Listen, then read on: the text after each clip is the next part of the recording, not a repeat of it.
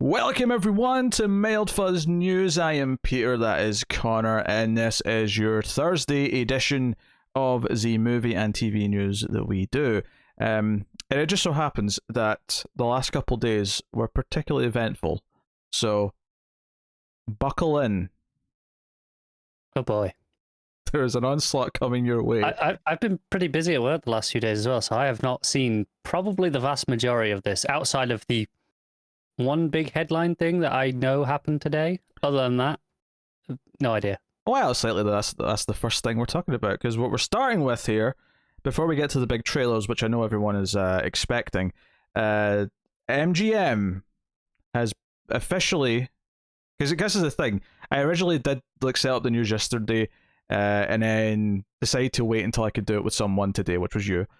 So I'm sorry. But the news yesterday was that it was close to happening, but today it became official.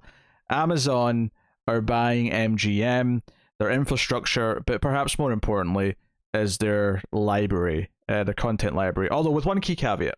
That caveat being that only their library from 1986 onwards. And the reason for that is because Warner Brothers have owned the pre-1986 MGM library for decades. So yeah, that's not a thing.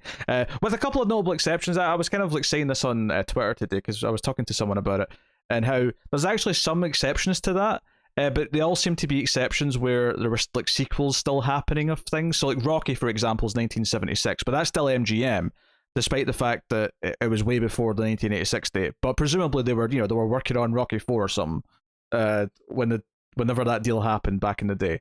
So they didn't. Yeah, it must Rocky. have been something to do with that. I think the same is true for Pink Panther as well. That's definitely still theirs. Yeah. So, but for the most part, we're talking 1986 onwards, which is still a lot of big things. That's still RoboCop. Yep. Still Silence of the Lambs. Still Fargo. Still, a bunch of different things. In terms of present day stuff, I mean, their biggest thing's probably Handmaid's Tale on TV, but. They had Vikings as well, which is pretty big in terms of TV. Yeah, content. yeah, relatively big. I think that's the first thing I'll say about this, because obviously when Disney got Fox, there was kind of an air of sadness to it, and I was pretty down on that just because of the consolidation and losing other places to make movies, for better or worse. And I'm not that sad about this one, but this is more just because of the specific example where MGM was for a long time hasn't really felt like a full studio making things. It hasn't, and also I think it's a little bit different where. Yes, Amazon technically are a studio and made some stuff anyway, but it feels more like a change of hands rather than a merger, right? Yeah, well, I mean, MGM, they already couldn't release things on their own. They had to partner up with other studios just to release the more recent Bond movies, for example. Obviously, now that won't be the case. Now, if they make another Bond movie, because Bond's a really funny case where there's still half of the ownership. Still have a lot of say over those. They have a lot of say. Presumably they're still going to make movies though, and Amazon are going to be more than happy to keep making movies with them. But that, for example, I forgot my point now. What's my point going to be? This is your fault. You interrupted me, you prick. What was I saying? You were talking about the fact that they were not really making a lot of movies on their own anyway. Yes. Now they wouldn't have to team up with anyone. Now Amazon can just release them. They wouldn't have to use Sony, or I think the newest one that's coming out is Universal internationally. But it's just for this upcoming one, and then that's it. Yeah. Okay. So yeah, they've had kind of that thing in the past, and for a long time, home media was a good place to notice these kind of things. For a long time, the Blu-rays and DVDs, they were actually coming from Fox, of all places. Fox were the ones releasing MGM content on disc, because MGM weren't doing their own discs. They just didn't have the infrastructure for it. Obviously, they still have a lot in terms of infrastructure as far as making stuff goes, and I'm sure Amazon is delighted to get a lot of those assets and potentially just, But they did outright talk about the IP that they were getting, right? I mean, it's IP. I mean, obviously, before you even get to the IP, let's also acknowledge that they've just gotten about 30 years worth of media content to just put into Prime and never let it move anywhere else, basically. Amazon's a strange service in that it had a handful of things that people really like, and then it has a lot of schlock, a lot of really terrible stuff fills out the Prime library just so they can have the numbers. They'll have a lot of new MGM content though, which will fill out a lot of the ranks. But obviously the IP is a big thing, and it's not the best IP library compared to some other studios. You know, we listed the biggest ones already. Really, you know, Rocky, Bond. But again, Bond's kind of a 50-50 thing because it's not fully theirs. You know, RoboCop. I expect a RoboCop TV show or reboot any day now. Yeah, with Bond, I know that Amazon specifically already had an agreement going on where all the 4K versions to stream were exclusive to Prime. Well, I mean, they don't have to even worry about making a new deal for that now, do they? Yeah, just sign off on that somewhere up the chain. Yeah, the only sort of news to add on to the Bond stuff is that the whoever is at the other company, Eon, they said that they're going to insist on theatrical releases for future Bond movies. So Amazon won't get to just put it straight onto Prime in the future. But I think they'd have wanted to. Probably not. But regardless, once that window's up, they're going to Prime, and they're going to live in Prime forever at that point. Yeah, it's weird, especially now. Now that cinemas are opening back up and new deals are being struck, the theatrical window is shorter than it's ever been by a significant margin. I don't think Amazon will mind throwing Bond into cinemas for, a couple of months, getting probably a shitload of money from it, and then having something great for Prime as well. Yeah, so that's going to be the whole... And I don't care about Bond. For the record, if anyone doesn't know this about me, I cannot give a shit about James Bond. I find them... Because he's a boring bastard. They're painfully boring films. But... obviously, it's a coup for them. For the record, Amazon are paying $8.45 billion for MGM, which isn't really that much for these sorts of deals. I actually can't decide if I think that's like either sounds really low or really high. On the one hand, it's like double of what Star Wars and Marvel both cost for Disney. But this comes with a lot more stuff than those did. Technically, even though those are probably more profitable. Yeah, I don't know if MGM's library... I mean, unless they really hit like a RoboCop reboot or something and it becomes this huge thing. I think it's, like I say, the infrastructure that it brings to Amazon as well, that's pretty worth a good amount to them. Yeah, I suspect. So, expect a Legally Blonde TV show any day now being announced. And Pete will love it, and he definitely won't go on a reboot rant on it on any of these news episodes. Expect... What else did MGM on? I mean, there's already a Fargo TV show. Maybe Fargo... Yeah. Fargo Cinematic Universe. I don't know. They'll do something. I feel like someone's definitely already thought about that. I guarantee you we're going to see announcements about projects that are related to old MGM properties that are now acquired in this deal. And you'll be like, I guess that was MGM. Yeah, obviously not everything's necessarily something you think about straight away, but yeah. Yeah, so there you go. Huge news. I don't think it's obviously as big as the Fox, because MGM's library, like MGM were kind of up for being bought. Let's be honest, and they've kind of been up for being bought for a while. It's always kind of felt like they're not what they used to be in terms of actually making stuff. But as far as the next big acquisition goes, I think someone's getting Lionsgate at some point. I don't know who it's going to be, but someone's buying Lionsgate. I'm always shocked they're not owned by someone already, to be honest. Maybe I have been for years. I think I joked earlier today that it'd be Universal because they're going to want to like A, because they've not bought anything big like that yet, and also because they're going to want to like bolster Peacock up a bit. So get Universal by Lionsgate. I can see it. They've had a deal. They've had a lot of deals with Lionsgate in the past, right? Maybe Apple. I don't know. But please not. Because Warner's doing a Disney merging thing, so they're doing that. Disney have already bought a bunch of shit. Like, yeah, Amazon's got MGM, so I think Disney won't be allowed to buy any more of something like that level.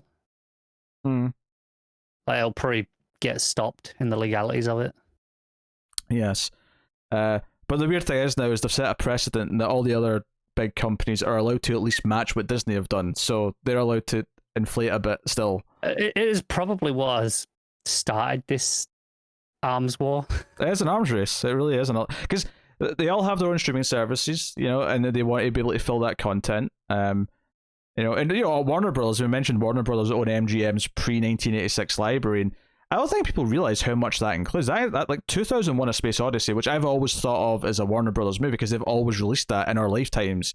It's actually the start of the movie. It says MGM, like it's an MGM originally. Because between like the 30s and the 60s, MGM were one of the biggest studios in town. In fact, Gone with the Wind, again, something I associate as being always a Warner Brothers release, is actually MGM. Like, there's so many of those classic one-off movies. Yeah, some of the franchise stuff somehow stuck with MGM. Again, I'm assuming it's because they had projects in development in 1986 that... Yeah, there must have been something they worked out. But, yeah, so much of that classic library, so...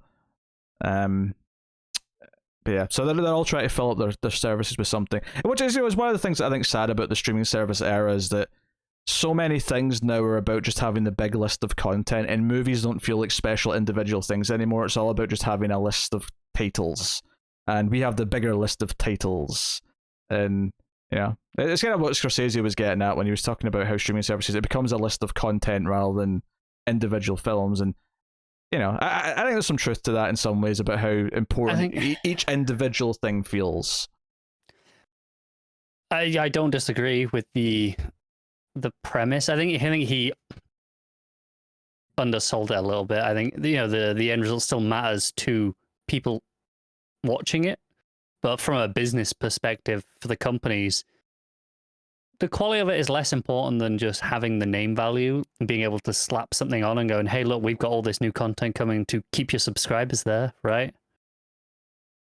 Yeah, but that's not wrong. It's just, the truth of it is when something gets released on a streaming service, it's nowhere near as eventful as a big theatre release for a movie. It just isn't. It is inherently lesser because of how it's been released. It doesn't necessarily mean the movie's worse. It doesn't mean that it's nothing to do with the quality of the movie. Although most of the time it is lesser, but it doesn't have to be. There's no reason to say that it should be. It's just it doesn't feel like as much of an event or as a special thing. There's something there that. Do you think that's partially kind of your own social conditioning, in that the fact that you just do it from the same chair you do everything else in makes it feel just like everything else, whereas before you would have to go to the theater and make an effort to do something. I think there's a lot of columns here. It's a lot of column A, column B, maybe some C and D as well thrown in for good measure. But I think one of the elements of it is that in the same way that if you used to have to buy, like before streaming services, like I would buy a lot of Blu-rays, I'd blind buy them and I'd watch them. Like I'd make an effort to watch something I bought, I'd give it the fair chance and go into it with the best of intentions.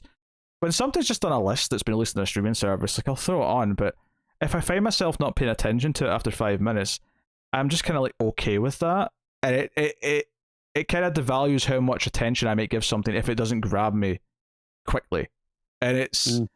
And I think that it is an ongoing issue I'm feeling where everyone talks about the hours they spend sometimes just browsing the content and never picking something and eventually just deciding to do something else because they can't decide what to watch or whatever. There is something that each movie or each piece of content having its spotlight, having its moment where that's the new thing that weekend. And yeah, in theory, yes, a streaming service can still have the new thing that weekend, and Netflix kind of banks on that for its movies, but I'd say HBO Max are trying their damnedest this year, aren't they? They're absolutely trying. And to be fair, like Godzilla vs. Kong did feel like a big thing. Like it did feel like it was a proper big new movie. And maybe it's in some ways, like it can feel like more of an event, like because not everyone goes to see a movie on that first weekend, right? But if it's there on a streaming service and they've got it, I think there's pretty more people watching it that weekend than there are going to see it in the cinema. There's probably truth to that. It can lead to a bit more, I guess, social conversation on the. I do think there is truth though that there are some times where I am more inclined to go to a theater and see a movie that I'm on the fence about than just watch it on a streaming service sometimes. And I know that sounds like a weird thing to say because you're thinking, but one costs you money and the other one basically doesn't. I mean, obviously you've got the service, but assuming you already have it. But sometimes I just want the experience of going to see a movie, and I want to give myself to it completely. You know, I'm in the movie theater. There's no distractions. I'm sitting in the big comfy chair that they provide these days. They got the big screen, all the rest of it, right? It's a whole effort. It's a whole journey there. You sit through the trailers, and you sit down and you give yourself to it in the darkness, right? You're just there in the movie. It's just you in the movie, and you give every ounce of attention you have to it because there's nothing else you can do. And if you do anything else, you're a rude prick, right? Let me make that clear. Yeah, basically. And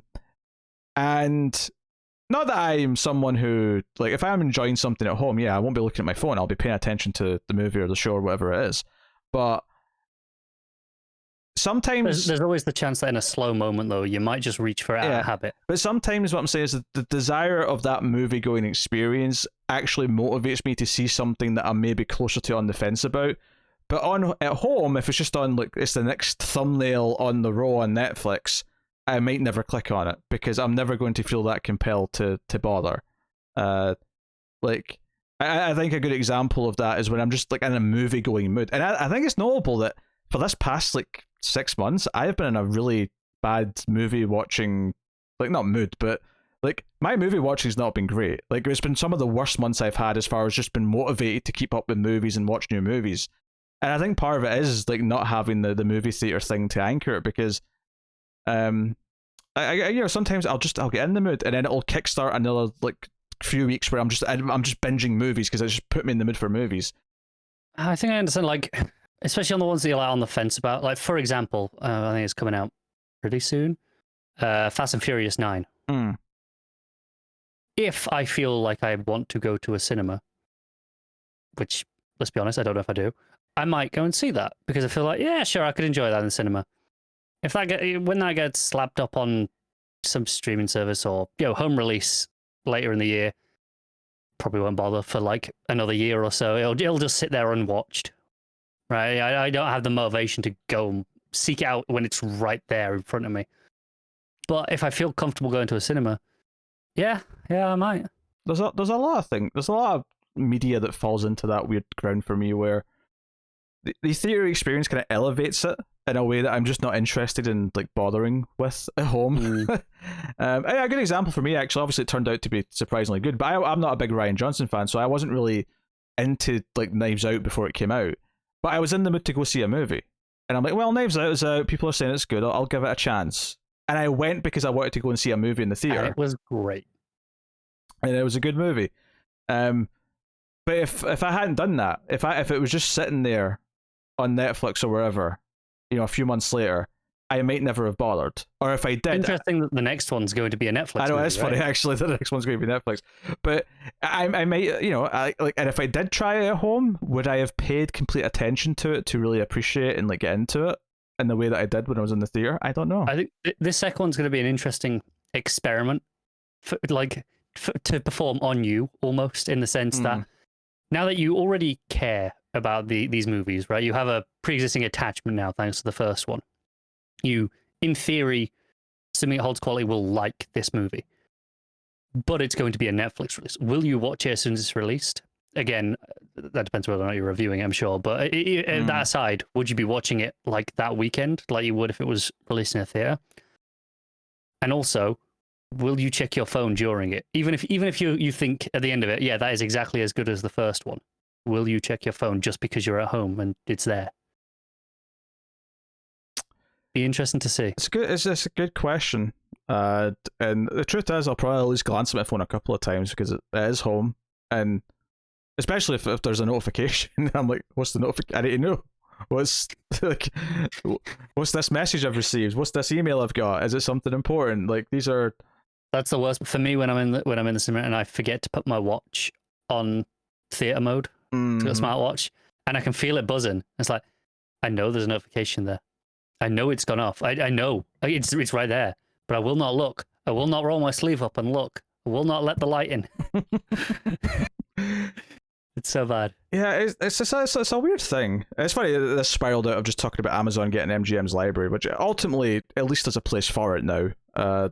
But yeah, it is a funny thing where I'm always trying to motivate myself to keep up with more and more movies and do whatever. The truth is, I've just been distracted by video games recently more than anything. But I do think the lack of having that central theatre experience to motivate at least a movie a week in the theatre, which is something that I would do, even if I wasn't reviewing everything. I still feel like going to the movies once a week at least, just to see what else was out, see what was going on, and keep up with things. And which raises an interesting point for me. Do I really want Fast and Furious 9 to be my first movie back in a cinema? I can tell you right now, I do not give a shit about Fast and the Furious, so I will not be tempted back. I don't with either. That. I'm just like, I know if it's on, I'll enjoy it. Like I'm not like, oh, I really want to see it. But if you stick it on, I'll enjoy it. I know that. Luckily, judging by all the rest of them. Luckily, Tim's not back recording yet. Otherwise, my first one back might have been from the Book of Saw. So I am pleased that was not the case. I mean, I already have to feel the pain that my last movie in the theater, well, barring Tenet, because I did go and see Tenet, but the last movie before the pandemic started was The Boy 2. So I do have a grudge based on that. So that's quite mine. Mine was Birds of Prey, which don't get me wrong, I loved. I think that was a great last movie, so to speak. But also, that was what, January, February. That was a long time ago. Yeah, it was February last year. Do I really want Fast 9 to be the thing that I go back to? I don't know. In my head, it was going to be Bond, but then it's like, well, Bond's going to be the end of the year now, so who knows? Who knows what will happen between now and then? Yeah. I think it was funny is that if you'd asked me before the pandemic, like how I felt about movie theaters maybe like slowly dying or disappearing, I think my opinion wouldn't have been quite the same. I think I'd have been more open to the idea of just sort of transitioning, but actually not having theaters for a year and a half basically has made me realize how it affects you. I've realized just how much it actually adds to my enjoyment. Like having that make up, like at least even if it's only like a fifth of my movie watching, it does add a lot to my motivation to keep watching movies. And also, there's something that I probably enjoy movies more in that. I'm probably slightly more generous on scores that I give movies when I see them in a theater, just because part of that score is the experience. When I'm like, oh, I'm seeing a movie on my letterbox, I might give something a 8.5 instead of an 8. Not consciously aware of it, but just like the fact that I'm giving it my full 100% undivided attention in this great screen, sound system, the whole experience just adds to it. I'm sure. I'm fairly confident it does. It's hard to test and do a study on that, but I'm pretty sure it does improve some films. Yeah. All right. Well, let's move on. We got a lot. We got trailers to look at. We have several big trailers. We'll look at the Eternals trailer first. This is the Marvel movie coming November. About a Marvel, group of characters that I don't think either of us had ever heard of before they announced there was going to be a movie. Vaguely, yeah. I mean, I'm familiar with enough Kirby stuff that I've never read it, but I'm like, yeah, Kirby. It was completely new to me when they first mentioned it. What did you think of the trailer? I mean, I will say I could tell immediately that this was, Chloe Zhao directing from, having not too long ago watched Nomadland. Mm-hmm. It was very clearly obvious, just in the cinematography of like that opening stuff in the trailer. I didn't really like Nomadland that much, so. Oh dear. Yes, I know. I was very underwhelmed by that movie. So already I was like, okay. And then you put that on top of my apathy for Marvel stuff, and I'm sure I'm not going to watch this one. I come at this from a slightly different perspective. One, that I've not seen Nomadland, so I have no opinion on the director. But I come from this from being a bit more open to the Marvel movies, although I do have my ups and downs with them at any given point in their release schedule, I guess. But this is leaning a bit more into a magic-y side of things. Like, I'm not really into the design of any of their costumes. Everything feels a bit too fantastical, and it's not necessarily playing to my taste as this property, seemingly just from this trailer. You have you have obviously a very mixed bunch of like types of cast here. You've got like Angelina Jolie, who's like a movie star from 15, 20 years ago, who's been brought in to kind of be the old guard. But then you have some new younger people like Richard Madden and was it Gemma Chan, I think her name is, like, you know, who are sort of more emerging stars from TV that are starting to break in. So you've got this wide range of and then Nanjani, of course, who's now jacked and whatever. I was waiting for like the full here's the shirtless reveal. It's not really in this trailer. They gotta save something for trailer 2. There's also a very ginger child, but did the full lineup at the end. I was like, oh, there's a little ginger kid, just really noticeably just included in this lineup. I'm sure you're very proud, but now obviously yes, but no, I don't know. It looks a bit too magicy for my taste. I wasn't particularly into any of the powers they were showing, when they were showing them off. Maybe it'll pleasantly surprise me, but it was giving me kind of like, not that it's magic in the same way that Doctor Strange is magic, but it was kind of giving me Doctor Strange vibes, and that this is going to be a corner of the MCU that I'm just not that into. I get it.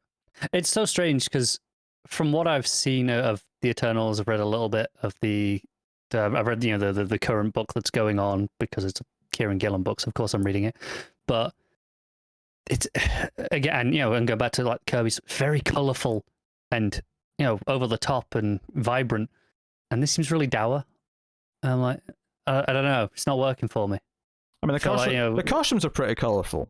They look colourful to me. The costumes are colourful, but it's still in a pretty. It feels like a muted colour palette, even though they are technically colourful. They're not vibrant. Okay. Yeah. So I'm not sure. I have muted expectations for this. There's nothing about the what I know is basically just from the trailer. There's nothing about it that really super appeals to me. Also, one of them is like not Ezra Miller, which was really distracting because he was very Ezra Miller looking, but he's not Ezra Miller. I don't think I noticed, but if I ever watch the trailer again, then I'm sure it'll bug the hell out of me. That's what it is. I just thought reminded me of Ezra Miller. I'm sure they're much better, but yeah. So yeah, I don't have a whole lot to like. There's a joke at the end about like who's going to replace the Avengers, and they kind of chuckle about it. That they could, or the one guy says, "Oh, I can lead the Avengers. I'll do it. I'll throw my hat in the ring." So, and maybe I suspect while I'm comparing it to Doctor Strange in some ways, I'm sure I may end up liking the characters better, at least because it is such a diverse bunch and very different personalities. So you're bound to like at least one of them. Yeah, hopefully I end up liking the characters. I think that'll be the sort of thing that will probably win it over for me. I don't like when it says save it for me. That feels a bit too cynical at this point, but yeah, muted expectations, I'll say.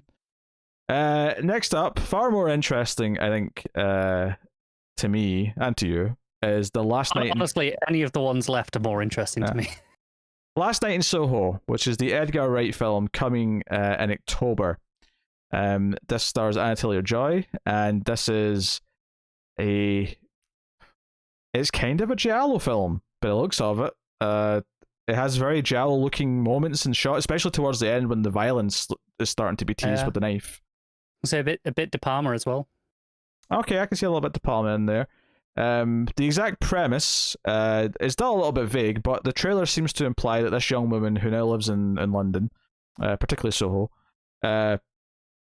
starts to, at least in her head, if not literally, travel back to the 60s and kind of experiences like Anya Taylor-Joy's like the fancy character in the 60s, so she kind of starts to obsess over and imagine that she's becoming and that she is now a part of that.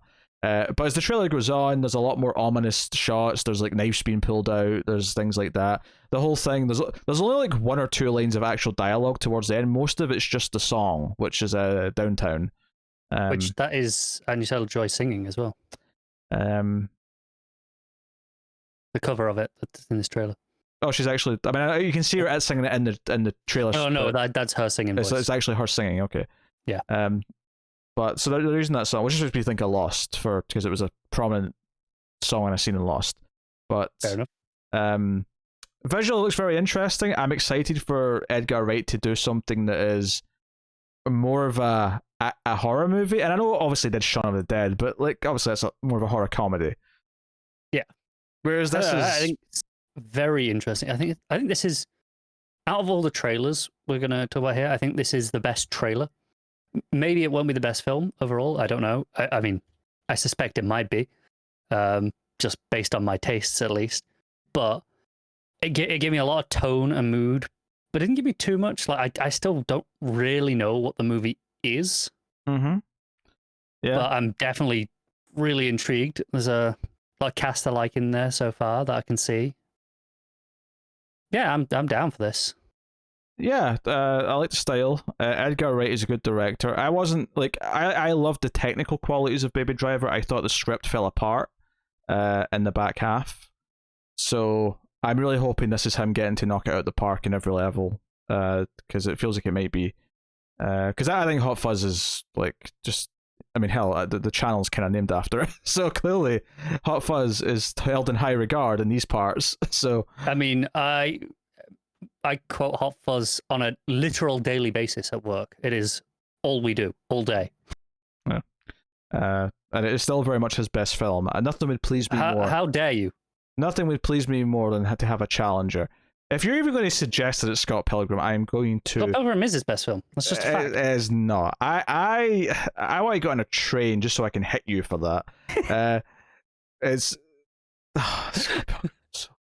like I feel like this is him finally doing something that appeals to me. So I'm going to get to really appreciate it and enjoy it. It's going to be your Scott Pilgrim. This is going to be the Edgar Wright film that was made for me, finally. After Scott Pilgrim, which is a bunch of anime-loving trash, and Baby Driver, which had potential but kind of falls apart script-wise in the back half. It's a great musical. Sure. Probably another reason why you didn't really love it, because it's definitely a musical. Not really, don't start singing. That's the part that's the part that annoys me though in musicals. Is the singing and dancing. I actually like the action scenes being played in time in the music. That actually I think it's quite inventive. Yeah, fair enough. It is a musical though, whether you like it or not. But... That'll be my definition. Fine, not by your definition. I can't argue with that. I mean, I don't like musicals. I like the music element of Baby Driver. I can't say I like Baby Driver because I thought the script fell apart, but there can be exceptions to your blanket rule if you don't like musicals. I ain't one of them. Next up, the Tomorrow War. We had like a very short teaser a while ago, but this is like a proper trailer now. That actually gets into what the plot of the movie is, which is people from the future come back about 30 years to present day and enlist people to join their war because they're losing and they have to fight off the aliens in the future. So Chris Pratt is drafted basically, and yeah, it's the fighting aliens. I will say, I mean, it did enough to differentiate itself here to things that I was kind of just assuming I could compare it to in my head when they first like told us about it. Okay. You know, because I was thinking, fighting aliens, it's coming out, you know, July 4th weekend, July 2nd specifically. I was like, they're doing Independence Day style sort of hurrah, we'll fight aliens. I'll also say I appreciate that from the trailer, Pratt seems a little more toned down than I was expecting. Full quippy Pratt. And I still hated every single joke that he made in this trailer. Yeah, I don't think you can deny though that it's not. This is not Star-Lord. No, Pratt. no, it's definitely toned down to what it could have been, but still didn't like what was there. And I guess the nicest thing I'll say about it is that it does feel like a proper big budget like summer movie. You know, when they showed the big shots of explosions and aliens and shit, I was like, okay, this looks like a big proper movie that just happens to be coming on Amazon.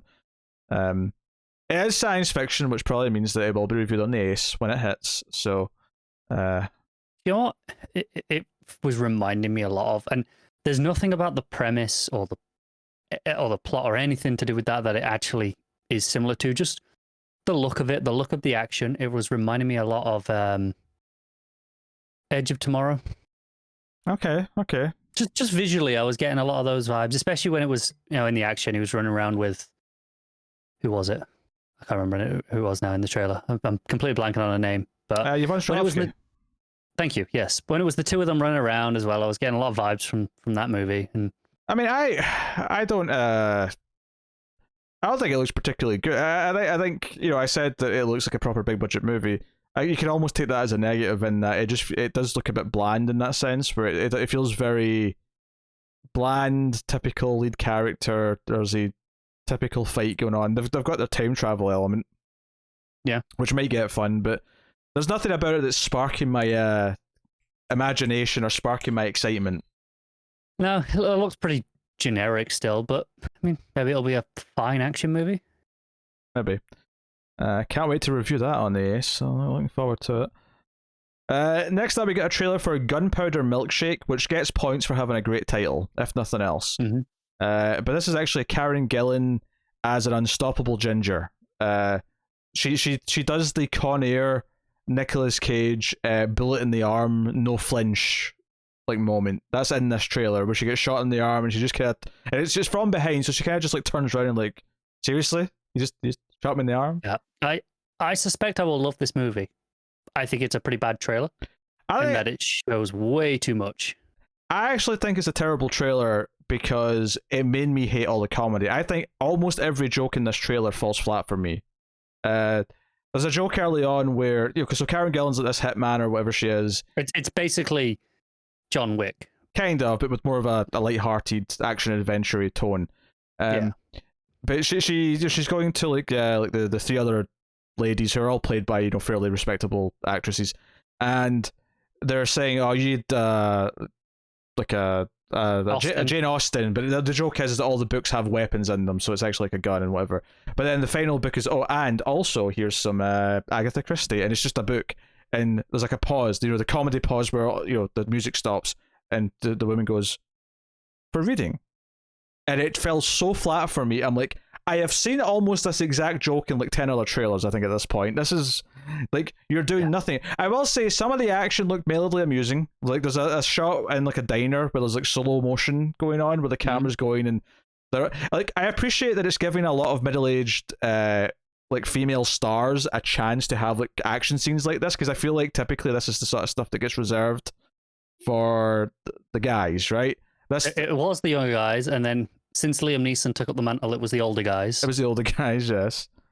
Yeah, and now the ladies are getting their shot. It feels like, again, this was the gimmick for this movie was the old people, but you remember that movie Red with like Bruce Willis, Helen Mirren, and yeah, that looked terrible. Yeah, this feels like, I mean, it's younger characters, but this is kind of, because Karen Gillan, she ends up protecting like the kid, and she goes to her mother for help, who's been presumed dead for a long time. Her mother's Lena Headey, and they have action scenes together, and it's all about them just having these ridiculous action scenes and cracking jokes. It could be fun, but the trailer definitely did not make me excited about the comedy. Like, I'm worried the comedy is going to be terrible. It could just be badly cut. It might play better timing wise in the actual movie, but I think it's fair to say some of the jokes probably will fall flat in the end anyway. I still think I'll probably have a fun time with the movie, in spite of this being quite a bad trailer. I will say Karen Gillan's accent was notably a little all over the place, which is surprising because I've seen her do like a decent American accent in other movies. Yeah. But here I could feel like it's slipping from time to time. And to the point where... Maybe it's just to show how well-travelled she is. Because to the point where after the first like line of dialogue she had, or maybe the second line, I thought, oh, she's just been Scottish in this. That's kind of neat, I guess.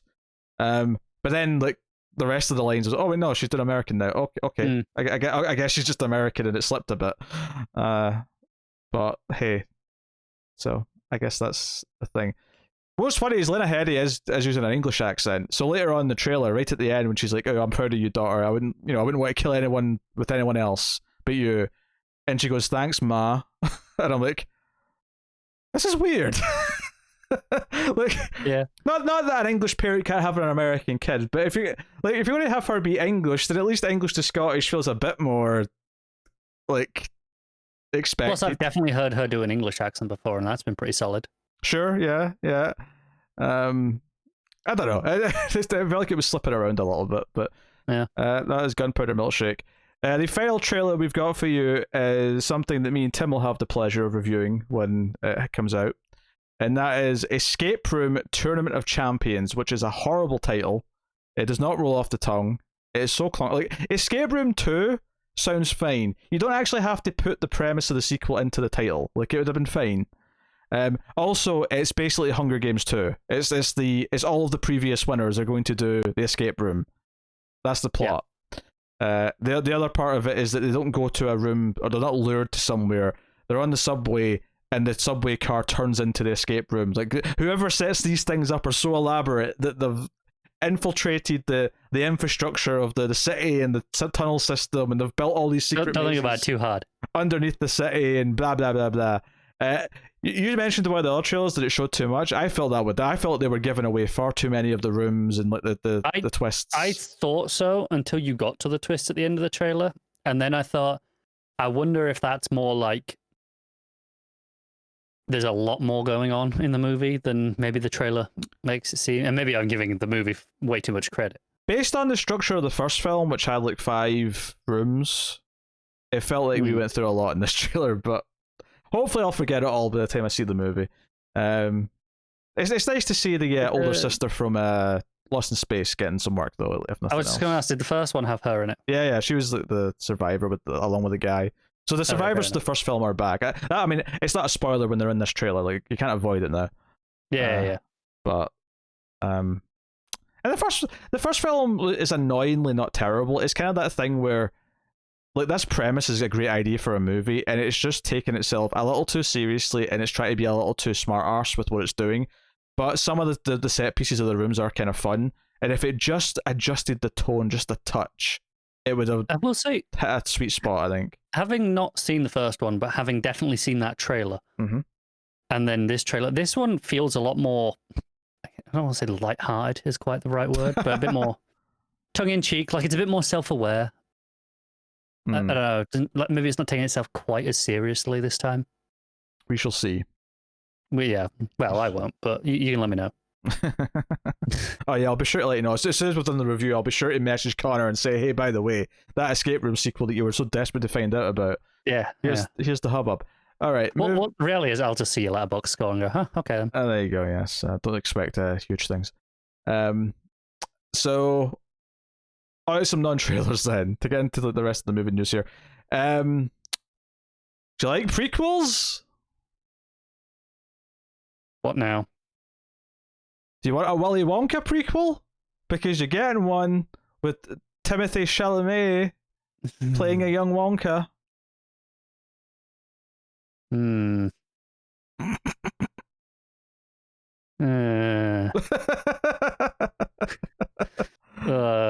don't think I like this news. Oh dear. Wonka will mark the first time Chalamet gets to show off his singing and dancing skills, with several musical numbers set to appear in the film. He's been the top choice, apparently, for a while. How much do you hate this? I mean, I don't have that much attachment to Willy Wonka, and I am never going to watch this, so it's kind of like, it's far enough away from me that I don't care that much. In principle, yeah, I hate it. Conceptually, you were being forced to watch this because hypothetically people on the stream made you. how much do you hate it now? Oh, I hate it. That it exists. I'm not thrilled by the idea. That's true to be said. I'm not a huge. I mean, I appreciate some of the things in the original film, but I'm not a huge fan. I never saw the horrible looking remake, the Tim Burton, because I hate Tim Burton movies. So that's a Johnny start. Depp didn't get your interest. I also am not very fond of Johnny Depp. That's also fair to say. And Timothée Chalamet is meant to be a good actor. I don't think I've actually seen him in anything yet. So we'll see. I've seen him in a few things. I don't think he's a bad actor. I think he's quite good. He's just got one of those faces that I want to punch. I get that from this picture. He's a very smug fella that always comes across, and in roles where I don't think he's supposed to feel smug, but just his general aura comes across as smug anyway. He's the Slytherin version of Tom Holland, is what you're saying. That's a very good way of putting it. There we go. Speaking of something vaguely Spider-Man-y, this dropped just before we started recording, and This is a whole kettle of fish. Aaron Taylor Johnson is going to play Craven the Hunter. In Sony's movie. Now, here's the thing. I read that headline and I was looking at the article because I was sort of curious. I'm like, oh, where's it going to pop up?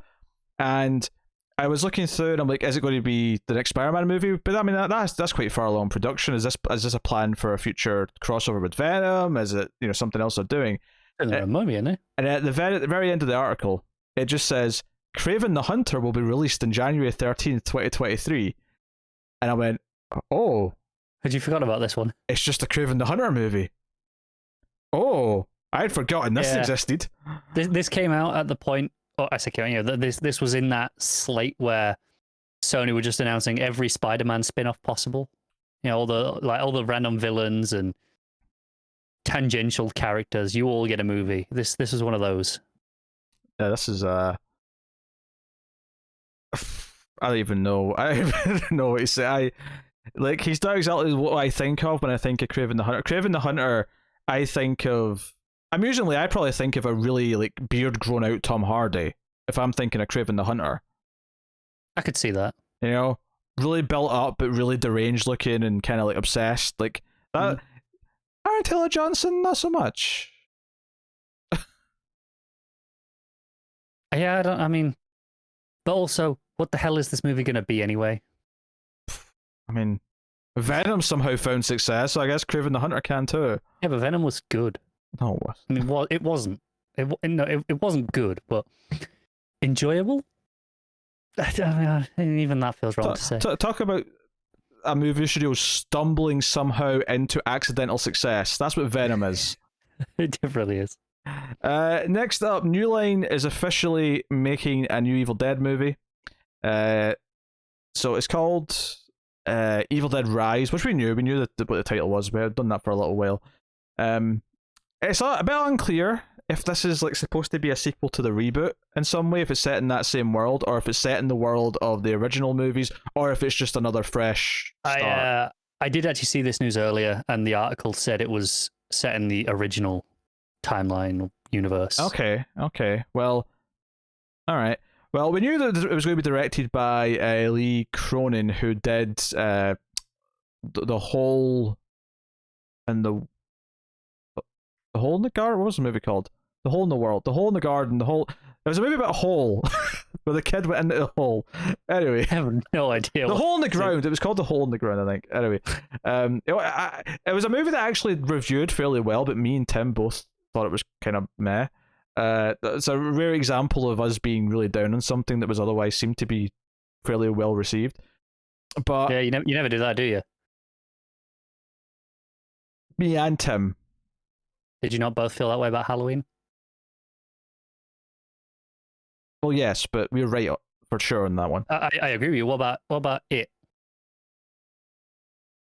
I mean, we didn't hate the first one. I mean, there was problems with it, but I wouldn't say. Okay, fair enough. I wouldn't say the second one though was something. No, I thought you were more negative on the first one than I guess you were. That's my bad. I mean, I like the kid stuff. The horror stuff wasn't that good, but no. I mean, I was probably skewing more towards mixed than most people there. Don't get me wrong. Anyway, so they've also got the main two stars are going to be Alyssa Sutherland and Lily Sullivan. So what's interesting here, and I do like this part of it. I like, I mean, I would love for it to get Jane Levi back and do a follow up to the reboot, because I loved that movie. It's actually my favorite Evil Dead. Fun, yeah. It's my favorite Evil Dead movie. After me and Tim watched them all again, reviewed them all. You know what? There's something to love in all of them. There really is. But my favorite's the reboot. And I don't say that often about horror franchises. But so the action in this one is not going to be in a cabin in the woods. It's going to be moving to a city, which I think is actually quite an interesting. Finally, do a new setting, do something different with it. So Evil Dead Rise tells a twisted tale of two estranged sisters, played by Sutherland, who's from The Mist, not the movie, the TV show, and Vikings, and then Sullivan, who was on the newer version of Picnic at Hanging Rock and Jungle. And their reunion is cut short by the rise of flesh-possessing demons, thrusting them into a primal battle for survival as they face the most nightmarish version of family imaginable. So, there's two sisters. It's set in a city. The setting it in the middle of a city is obviously the most interesting thing, I think, about the It'll premise. make it the most distinct of the movies. Hopefully it's good. I mean, while I didn't like The Hole in the Ground, it isn't necessarily me thinking that this director can never make something I like. I just thought the premise of that film lent into a lot of tropes that I am sick of seeing in supernatural horror movies. And I'm also like the evil kid trope is something that I'm also super sick of. So, I think this could end up being interesting and good. It doesn't sound like they're going to be using a lot of comedy in this one, which is something that the reboot also did, was it kind of moved away from the comedy of the original trilogy. So I'll be curious to see if that is the case. Nothing here sounds like they're leaning into comedy, but you never know. Maybe they are. Because I mean, in the original ones, the first one wasn't really comedy. It was definitely much less so in the other two. I would argue that some of the ideas and the visuals were so over the top. There was kind of a tinge of the comedy, but borderline slapstick, in a less overt way. Obviously, 2 took it and ran with it to a absurd level, but and then 3 turned Ash into like this hero that had cheesy one-liners and straight up a horror comedy. That one, yeah. I'd say 2 is a horror comedy. I mean, 1's the only one that I would say is outright. Sure, yeah. Yeah. Well, I mean, I would say the reboot. The reboot's obviously a horror movie, but so hopefully it's good. So we have a 5th Evil Dead movie in the works. Enough time is passing that we're getting these numbers are going up in some of these franchises that feel like they went, they didn't have tons of sequels, but we're getting to number 5 now. So hey, maybe if the legal dispute that's keeping Friday the 13th off the table for a while holds long enough, we'll eventually get to a point where Evil Dead and Friday the 13th are both matched. I mean, at this pace, you're getting one a decade, so that's true. It's going to be a while. It's not too fast. I mean, that's a fair thing to say. It's not like they're pumping out Evil Dead movies every other year, which they could do. I think it feels like it's not been that long because you had the TV show as well. I think it's also because this is a weird thing to say, but I feel like not just because we're getting older and time's passing quicker, because that's also true. We definitely are. But speak for yourself. Shut up. You are too. But I think media in general feels like there's bigger gaps between movies and sequels sometimes now, but it doesn't feel any longer. It actually feels like time's just moving quicker in regards to... And I think part of it's because instead of just having a series of sequels for something like a Marvel movie, we have tons of franchises that interconnect.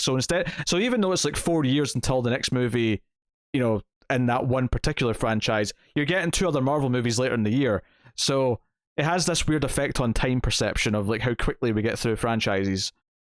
It does. Even just time perception in general. Like when the new Bond film was supposed to be coming out last year, and in the market, in the lead up, they were like, yeah. So Bond's been on this hiatus for 5 years.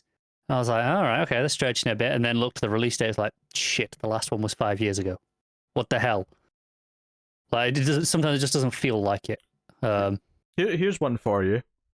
Just yesterday or the day before, the amount of time that has passed between Morrowind and Skyrim is now the same as how old Morrowind was when Skyrim came out.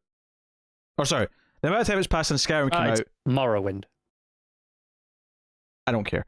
Right? The amount of time since Skyrim came out is now the same. Or in fact, it's more now because another day or 2 has passed. Right? Since it came out, the time between Morrowind and Skyrim, just to let that sink in, that they'd made 3 Elder Scrolls games in just over a decade, but we're still waiting for them to even start on 6. Hey, that's nothing compared to GTA. I suppose that's kind of true. I mean, I think you'll see GTA 6 before you see Elder Scrolls 6. I don't. I genuinely don't. I do, because they've even started Elder Scrolls 6. They've got Starfield to do first. I know. But GTA 5 makes them that much money that I think they're good. But they're definitely they're definitely working on 6 behind the scenes. There's no doubt. They're working on it. They're working on it. It's not like they're doing anything else. See if you go back to the PS2 era, Rockstar were pumping out games left and right. They had Billy, they had Agent or something like that. They had other things. They made 2 games in the last 12 years. That's how slow they're going now. Yeah, I know. Anyway, Evil Dead. Evil Dead Rise. I don't like the title that much, but I will like it if it's set in a high rise. Which, given that it's set in a city, is very possible. It's possible. If it's in a high rise, I will accept that title as being vaguely witty. All right, let's speed through some of these things. So the Anton Fuqua and Mark Wahlberg sci-fi thriller Infinite is getting a straight to Paramount Plus release, and it is coming on the 10th of June. So very soon, very, very soon. About 2 weeks. I thought we already knew this. I mean, not the release date, but we knew it was coming in June. We didn't know 10th of June. Fair enough.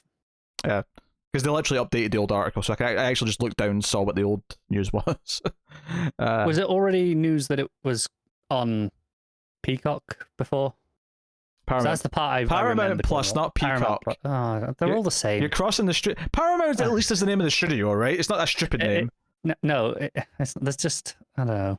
A lot of streaming services, they're all blending together. Paramount should have called their streaming service The Mountain.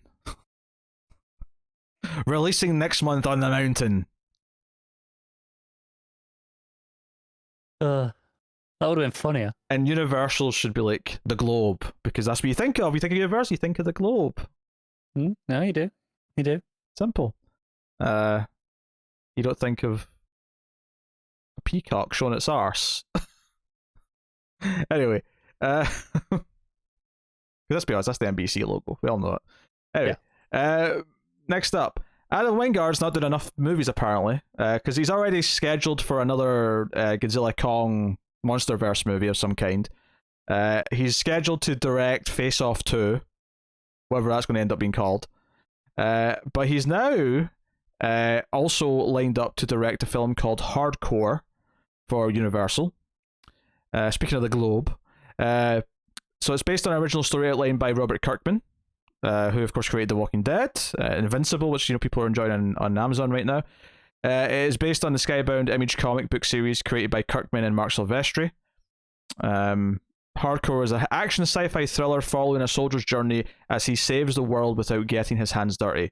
And the comic series Volume 1 was written by Andy Diggle and Alessandro Vitti. This is an interesting thing. I assumed it was going to be Kirkman based on the fact that he created it, but it's not. And someone else as well, right? That and I assumed was the artist. Yeah. Silvestri, yeah. Yeah, and then Volume 2 is Brandon Thomas and Francis Portela. So, which would indicate to me that maybe they're not going to directly just adapt one of the volumes if like Kirkman's like developing what the movie version is going to be or something. I don't know. I don't know. Skybound is Kirkman's own image imprint, so I assumed he was involved from the start anyway. Yeah, true. That's interesting. It's interesting that Volume 1 and 2 had different teams on it. That's interesting. That's curious. And I do vaguely remember the Diggle stuff because I'm a Diggle fan, so I vaguely remember that coming out. I never read it though. Oh, in fact, just some information on the actual script here. Wingard himself is going to co-write the adaptation alongside Will Simmons, who recently wrote the screenplay reboots of Sleepy Hollow and Internal Affairs, neither of which are out yet, so we have no idea if he's any good. But he's been doing other work recently for Hollywood. Hot new commodity for sure. Yeah, clearly. I will say, Wingard starting to feel a little bit like Del Toro in that it's just projects everywhere. Who knows how many will actually happen? It's funny. I mean, well, to be fair, he's not actually had any fall through yet. Technically, it's like, I can see it coming. He does get through movies really quick, because he had like that Death Note movie came so quick after Blair Witch, and like it was also not very good. The quality did dive a bit. I enjoyed Godzilla vs Kong for what it was, but it didn't really feel like an Adam Wingard movie. It felt like a movie in that monster movie. Yeah, that he just happened to have his name on. So I'd hope that maybe this will let him feel more like one of his movies, and hopefully the same for Face Off 2 as well. Hopefully they feel a bit more Wingardy, because I like definitely needs to be called Faces Off. I can say that. You could also call it Sudden Death because it means the same thing. No, that's true. There's no pun, admittedly, but yeah. Face Off 2, Sudden Death. Oh, that's good. So you have to have Face, otherwise you lose your brand recognition. Aye, all right, moving on. Here's something that you probably didn't expect to be talking about. I mean, maybe you've seen it and you know we're going to talk about it, but I mean, before this week, before the news emerged, Kevin Spacey's making a return to a movie film. Yes, I did see that. Okay. For some reason, Franco Nero is doing a movie. Although his wife, who was meant to be in it as well, Vanessa Redgrave, later confirmed she's not going to be in it, which is funny. Why? It feels like she's distancing herself, even though her husband's involved in it. She's like, no, I'm having nothing to do with this. Now, it's worth mentioning, this is an Italian film, The Man Who Drew God, but yes, Spacey's going to be in the movie. This is the start. I do remember seeing it. It's basically just a cameo, right?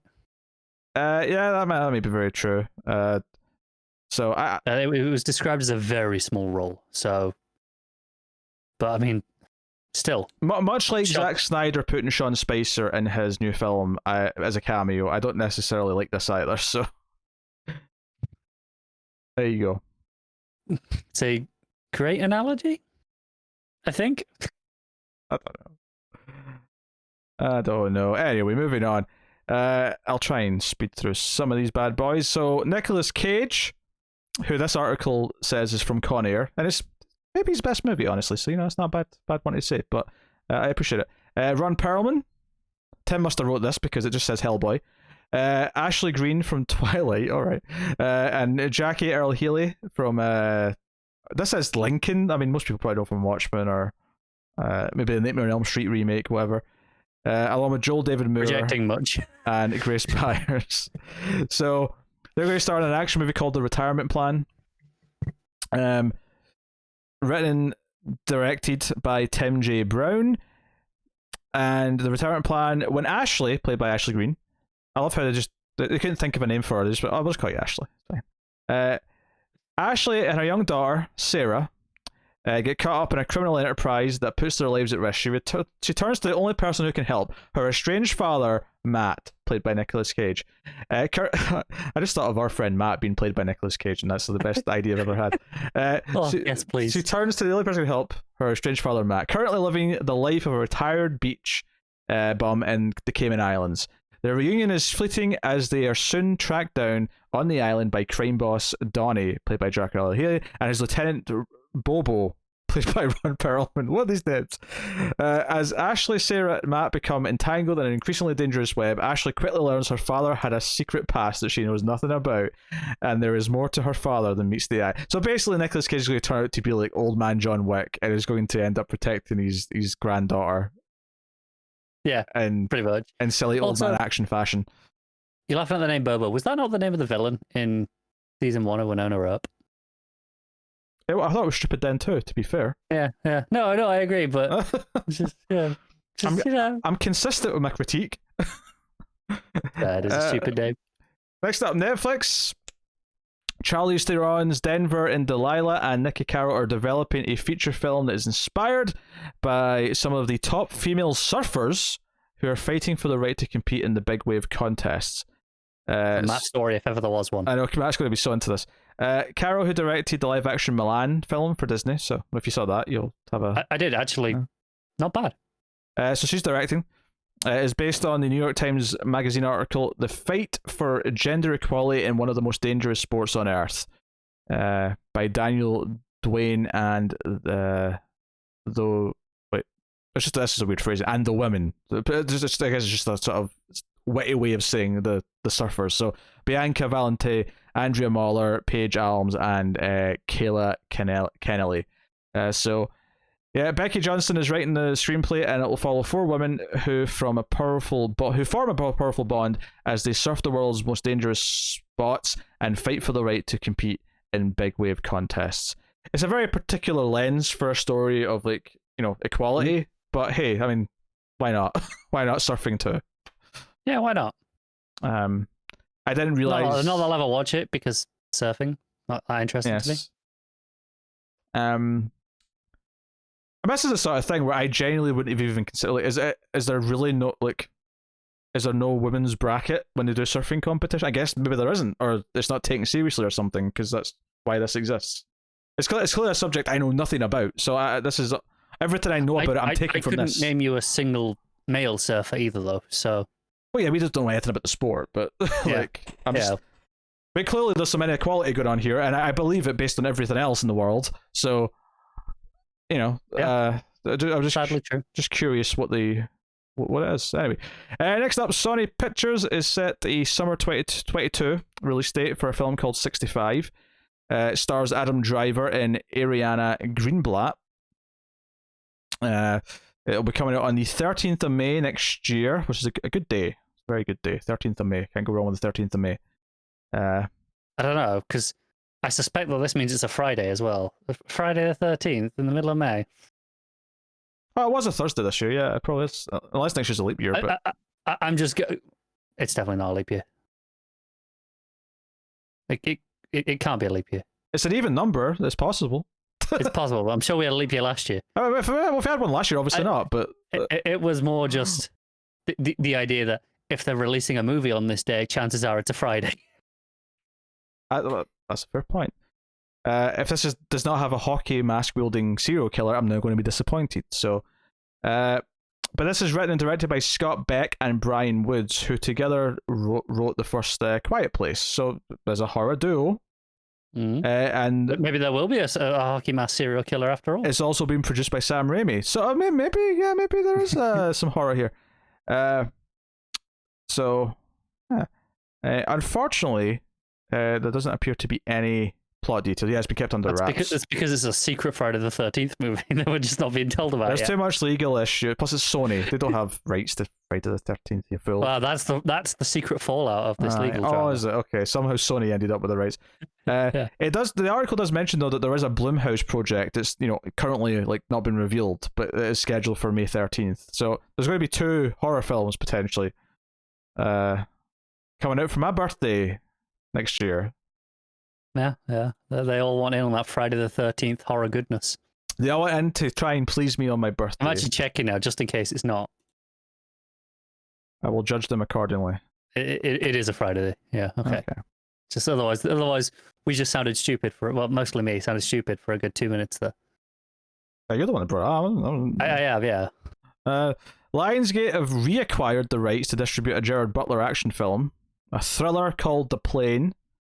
Salsa Studios boarded the worldwide rights to The Plane after Lionsgate initially basically backed out due to pandemic related insurance issues. They're saying they just kind of dropped out of it, but now they've actually reacquired the rights to distribute it. So this is happening. The Plane, which was pitched with a budget of around 50 million, ended up costing 100, I'm sure.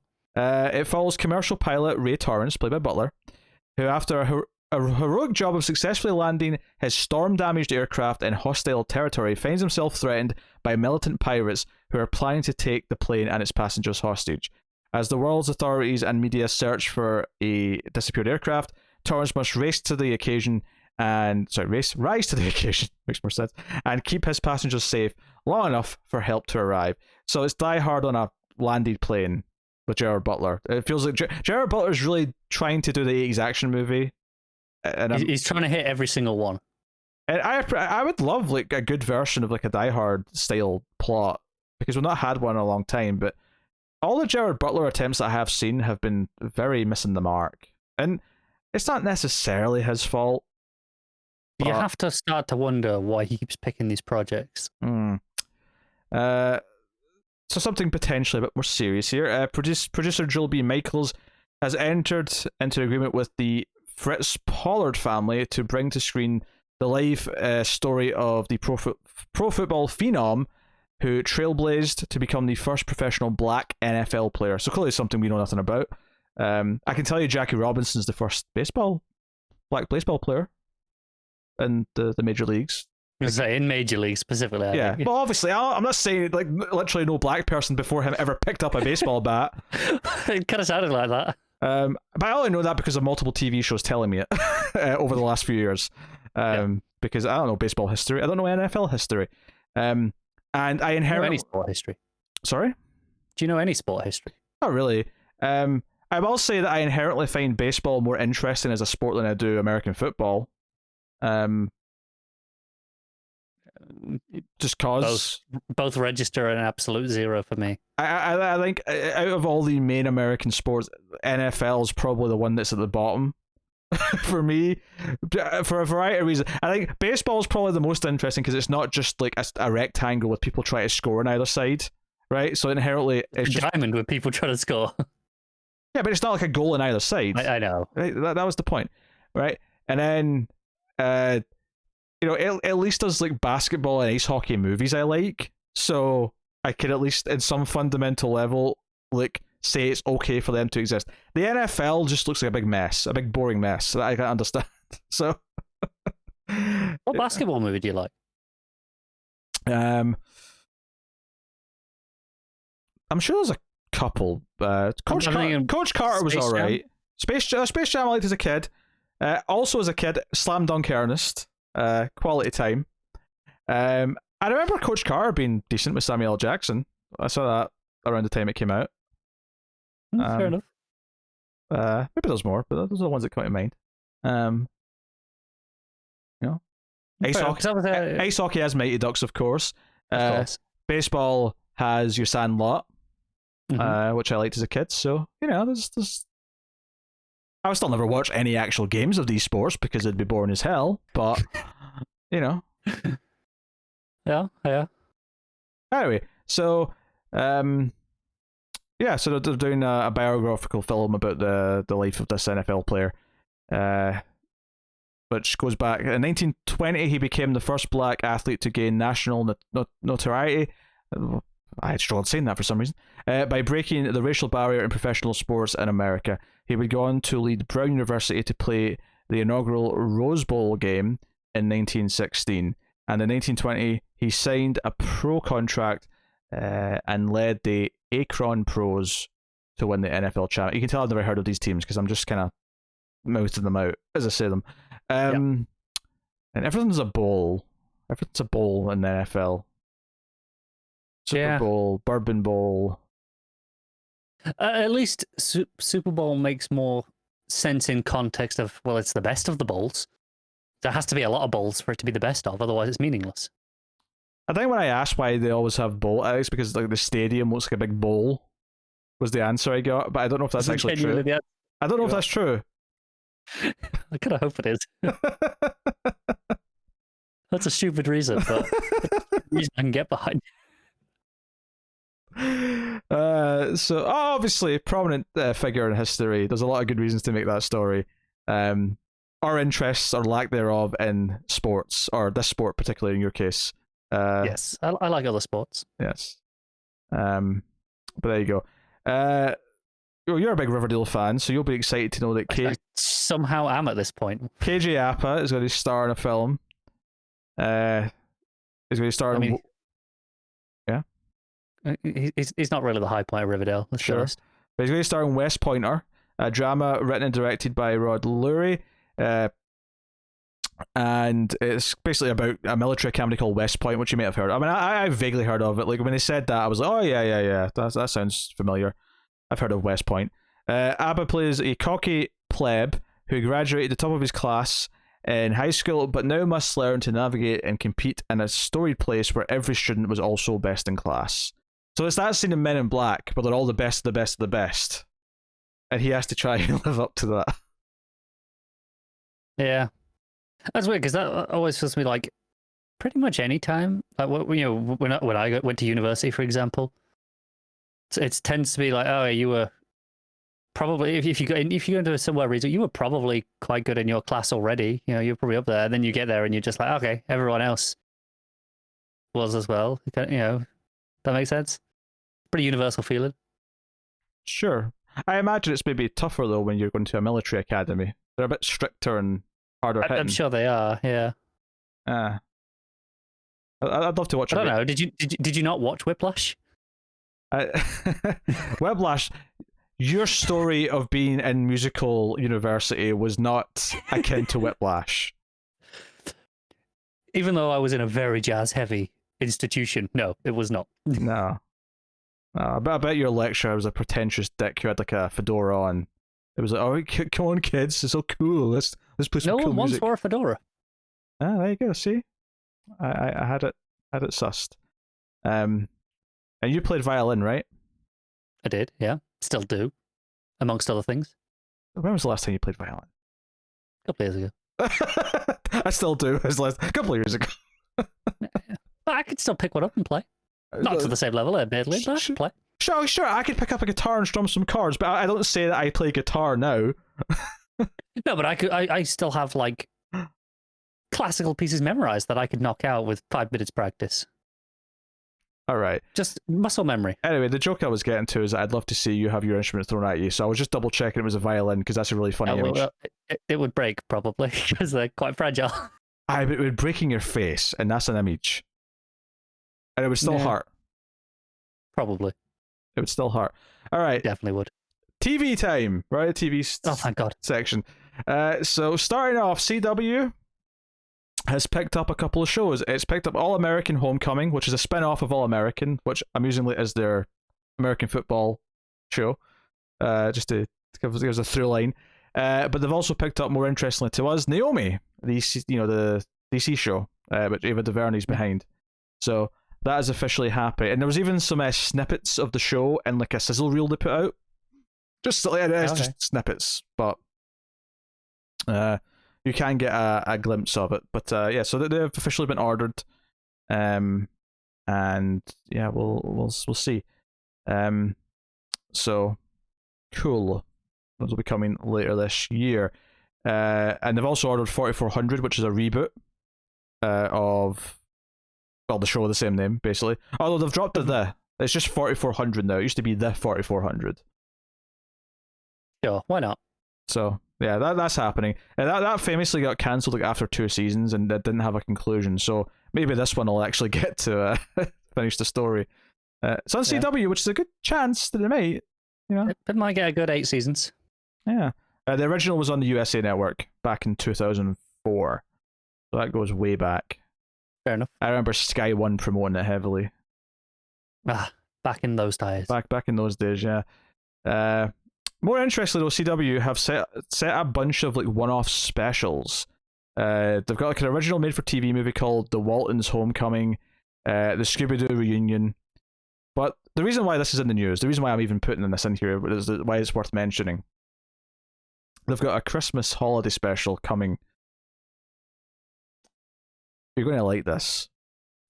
It's going to take a lot for me to like this, given that it's Christmas holiday special. It's called Bebo Saves Christmas.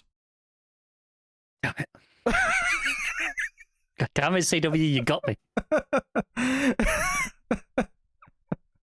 Bastards. The animated 1-hour special, Bebo Saves Christmas.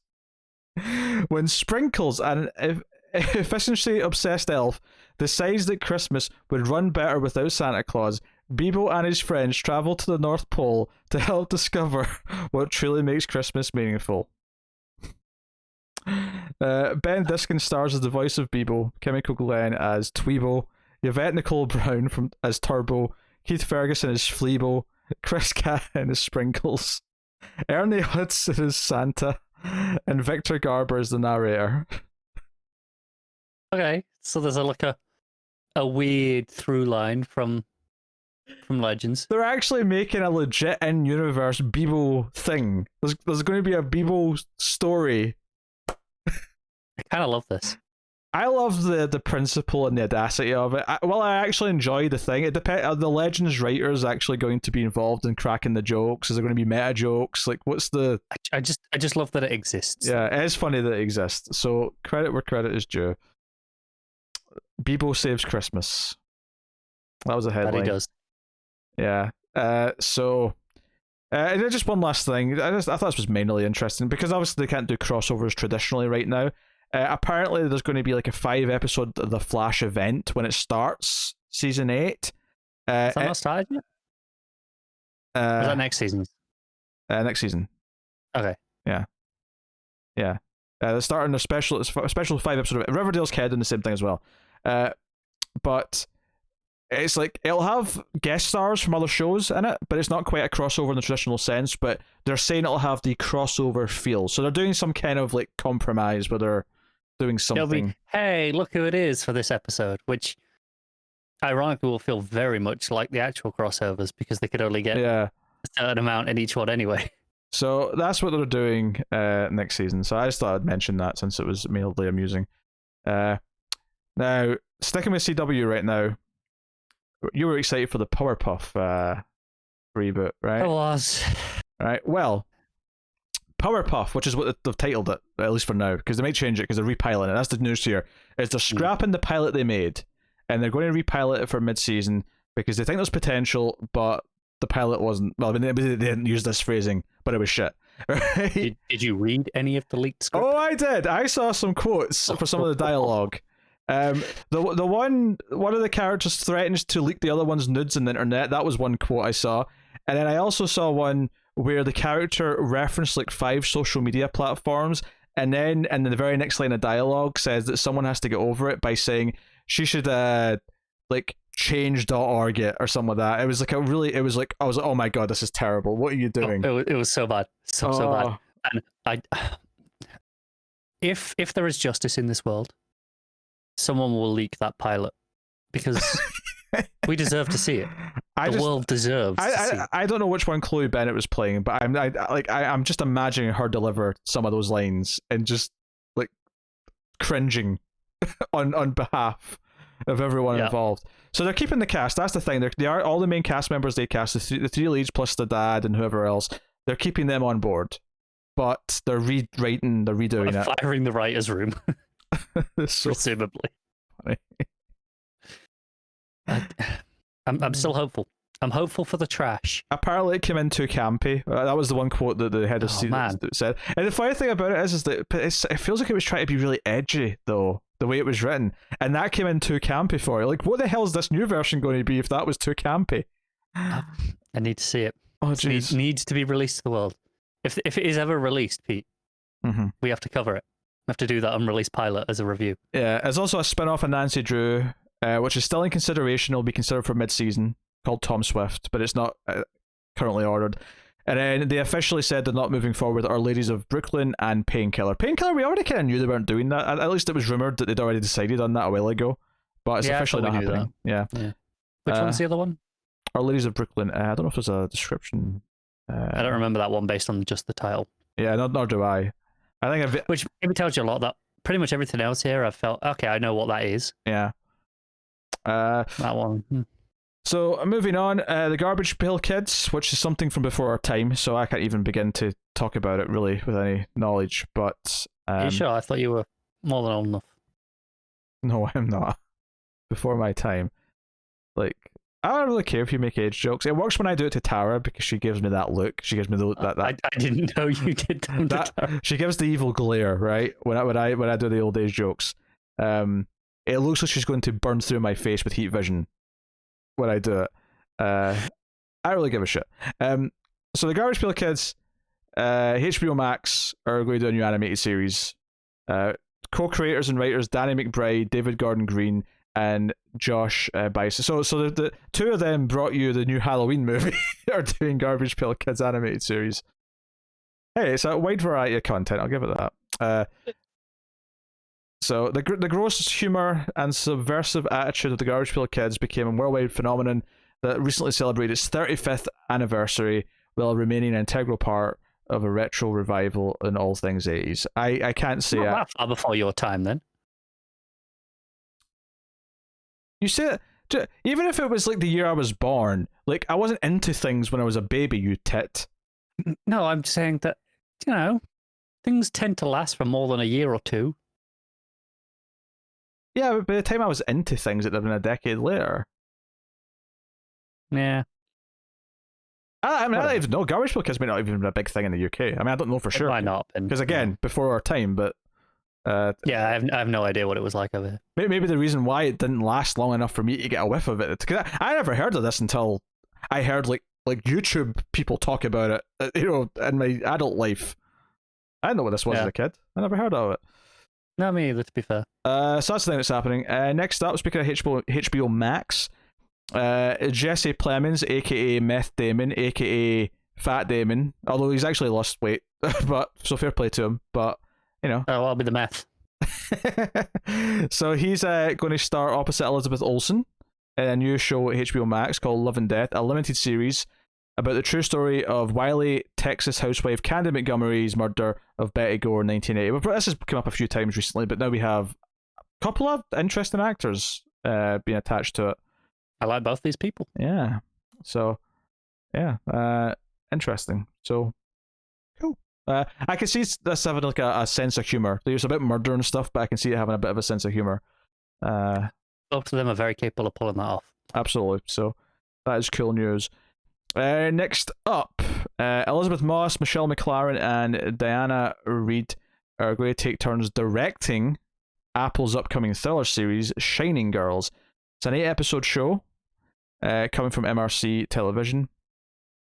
And showrunner Silica Louisa, based on the 2013 best-selling novel of the same name by Lauren Bukes. Shining Girls follows a Chicago reporter named Kirby who survived a brutal assault only to find her reality shifting as she hunts down her attacker.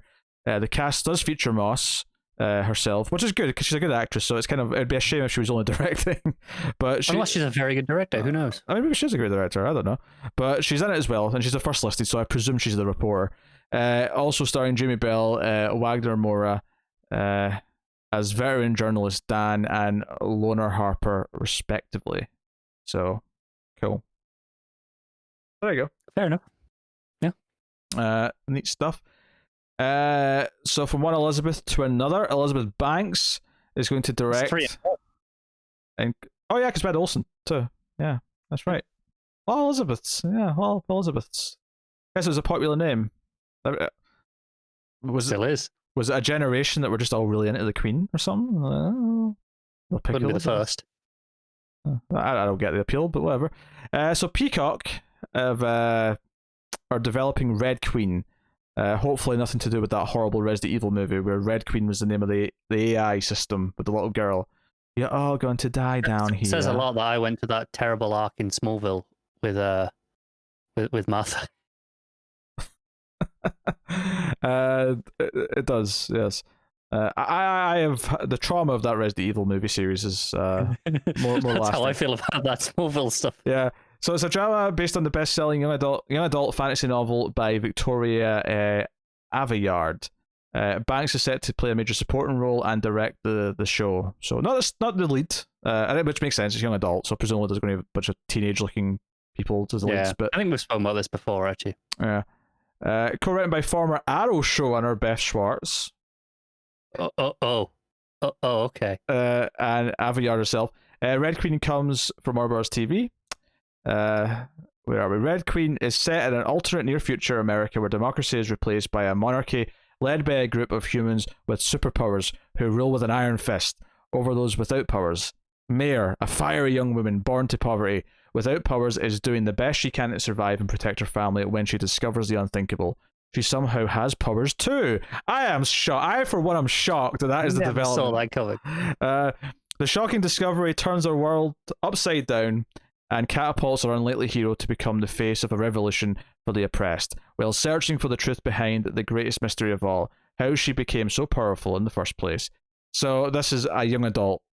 This is so disgustingly young adult sounding that I couldn't be less interested. Yeah, and then you stick Schwartz's name on it. She's the one who took over as showrunner for like the last 2 or 3 seasons. Oofed. Yep. Yeah. Oofed. All right. All right, next up, Joseph Gordon-Levitt is going to star in a film about Uber. Well, why is he in a film in the TV section? Sorry, at a TV show. Sorry, I said that on instinct, okay? I was just sort of... You saw his name and just assumed film. I was correlating the information.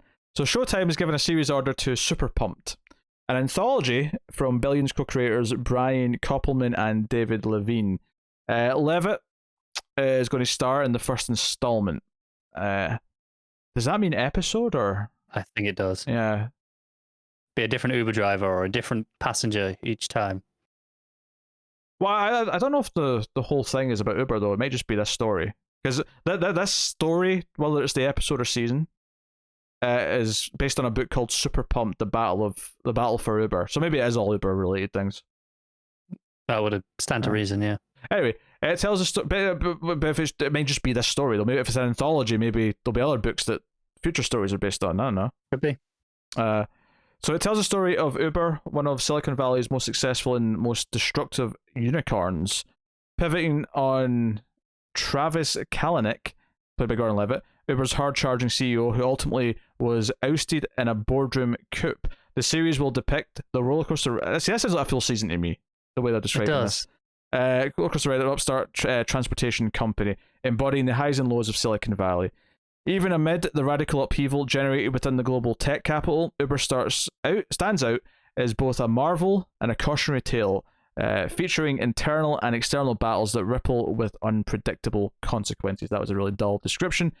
Each season of the anthology series will explore a story that rocked the business world and changed its culture. So that's your overall premise. Season 8, Epic versus Apple.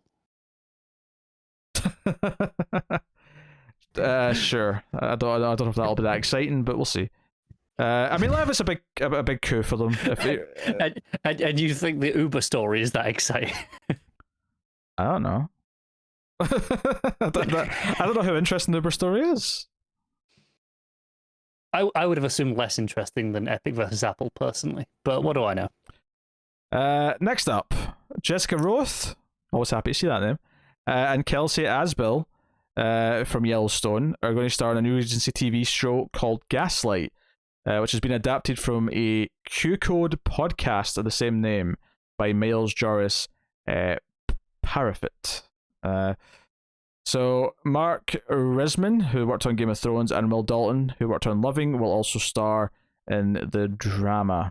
It's going to start shooting in June in British Columbia. In Gaslight, everyone thought Danny had gone missing. That's Roth's character.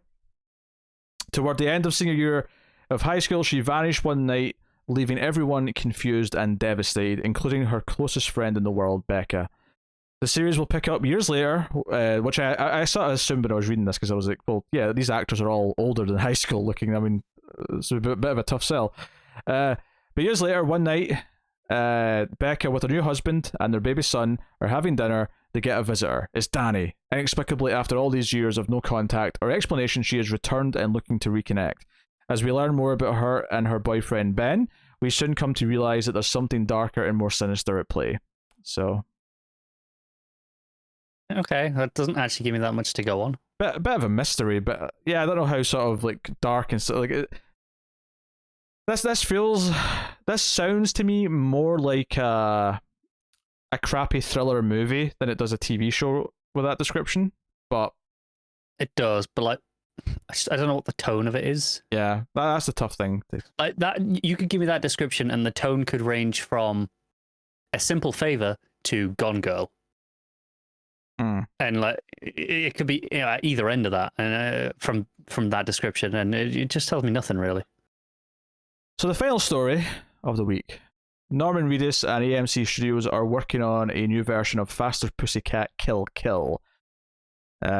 So his Big Bad Head production company, all lowercase as well, all one word, all lowercase. Of course it is.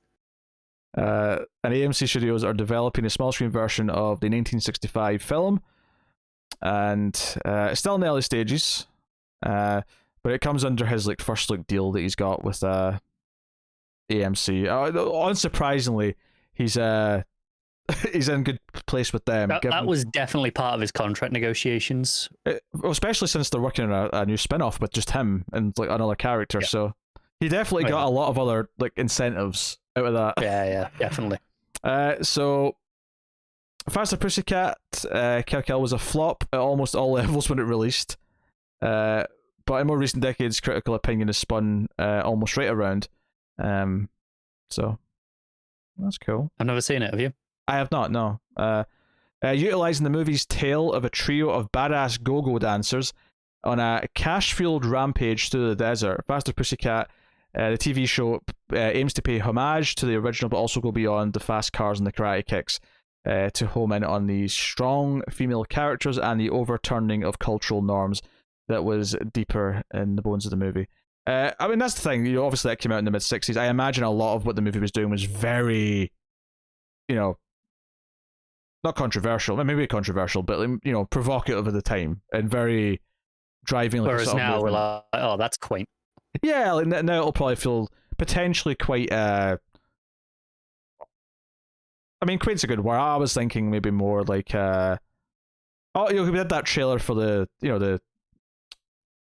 Karen Gillan action movie, right? I can almost feel the TV show having almost the same tone as that, and just kind of, oh, this is your Drew Barrymore, Charlie's Angels TV show style feeling kind of thing. Yes. Yeah, I can see it. As opposed to be something that's actually pushing like boundaries and like has something to say. But I mean, I don't know. It says it wants to explore the female characters and go deeper with that. Which, if they succeed and if they do it, then great. But I hope it's at least fun. You were top. I mean, I am interested in seeing the movie. I should check it out at some point. It's funny how many like great classics were disliked upon our initial release. You know, The Shining's another one where it's like critics just weren't ready for Kubrick's like genius. They didn't understand how good it was. Yeah, it's funny.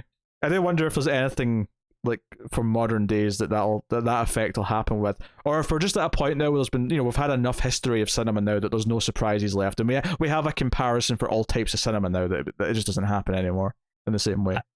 I think it definitely will happen. I think you see a lot still quicker. You see the disconnect between critics and the audience, and again, not to imply that critics are a different race of people or anything like that, but you know, you see that whole thing on. Because I hate the critic score and the audience score. I hate that separation so much. The phrase "we made this for the fans" when something reviews poorly drives me up the wall. I still want quality, you prick. It's horrific, and I'm not a fan of it, but I suspect this is actually a very similar point that this article is making there. That the critics, it was disliked by critics at the time. Doesn't say that the public disliked it, probably because they didn't know, because that's all they have to go on. It's easy to do that with schlock, because you can have like a fun campy thing that doesn't review well, but so it just kind of clicks in a fun way where it still kind of works. Something like The Shining, something like Kubrick's The Shining, no, that's not the case. Like that is like lauded with praise at every level now. So except from obviously not Kubrick, King himself. Stephen King doesn't like it, but everyone else mostly does. I don't think he hates the filmmaking though. He just hates what it did to his story. Yeah. But I've said this before. I've said it to Tim. I think Kubrick is a better filmmaker than King as a writer, and ultimately that wins out. So that's probably fair. I think it's fair. I mean, Stephen King's obviously loved as a writer in the horror communities and stuff. But even he does churn books out. He does have. It helps with the sheer volume. Yeah, he does churn things out. Most people tend to agree that his endings aren't that great, and they're for the most part they're kind of pulpy. They're kind of pop culture horror. Whereas Kubrick in cinema is kind of seen as this like masterclass. Yeah, he's in a special tier of filmmakers. He is pretty universally regarded as amongst the best, and quite right. I agree. Yeah, quite right. You got Kubrick, you got Hitchcock. Are you throwing out your Rushmore of film directors here? No, I'm trying to think of a funny punchline of someone really funny to say. Kubrick, Hitchcock. There's an obvious. Is there? That's not Snyder. Shut up. I'm never going to say Snyder. I'm not going. It was the I'm not going to ruin my own. It was obvious enough that was all I had to say, and you went, yeah, it is obvious. I'm not saying it. I'd rather say Eli Roth, who's basically just the horror version of Snyder, but whatever. What's the thingy does all your terrible Resident Evils? Paul W.S. Anderson. Yes, he has absolute trash too. There you go. Could have gone with that one. Oh dear. If I remembered the director of Chopping Mall off the top of my head, I'd have thrown his name out there because I thought that'd be quite funny. That'd be more to my taste. That would have been funny, actually. Yeah. And everyone googling the name. Oh dear. All right, there you go. That has been Mail Fuzz news for your Thursday edition. It has been a long one. There was a lot to get through. So I imagine there may be one more edition of the news before the end of the week. So look forward to that. But hopefully you had fun us working through this. Let us know what you think of the items that we talked about in the comments. Like and subscribe, all that stuff. And that is the super important and simple way to support everything you see on YouTube. YouTubers all benefit from those things being clicked, and it's annoying we have to promote it like we do, but we do. So here we are. You can also support us financially over at patreon.com/MailFuzzTV for as little as $1 per month and get some bonuses for your trouble. But otherwise, that is us. So thank you once again for watching or listening. We always appreciate it, and we will see you next time.